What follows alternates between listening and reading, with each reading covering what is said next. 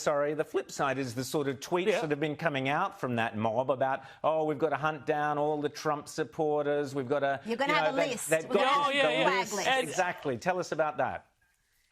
Well, so I mean, I absolutely love this. This is so, you just, you scratch a liberal and you find an authoritarian.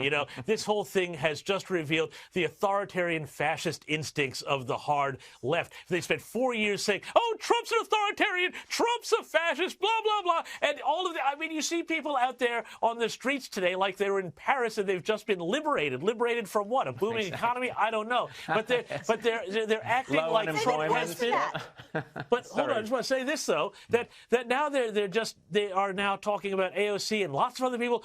We need to have a list of everybody who enabled Donald Trump, and we're going to have this list, and you won't be able to sit on the company board. You get a job in academia.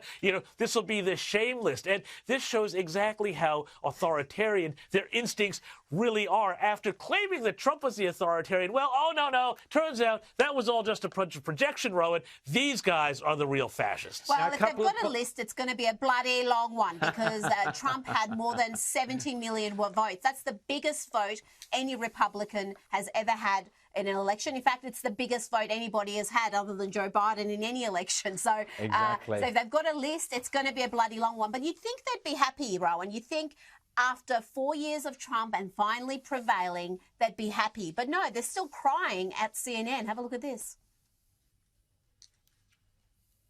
It's easier to tell your kids character matters. It matters. Telling the truth matters.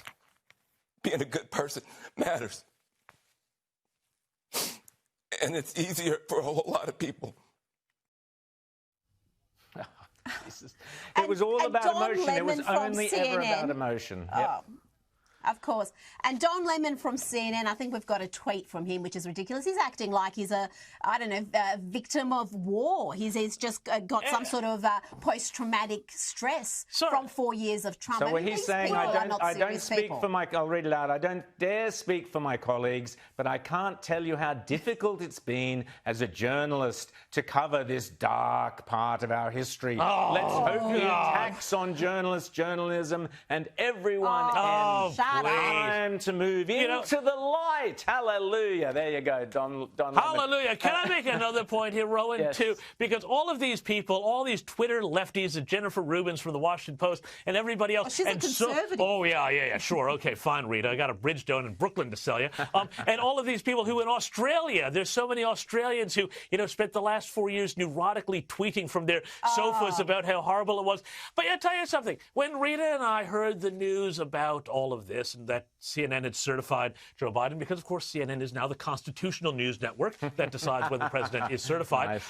Yeah. We didn't do a certain thing. We didn't just sort of jump down on our knees and go, ah! It's crazy. It seems I was rehearsing. She's my favorite. Let's do it together.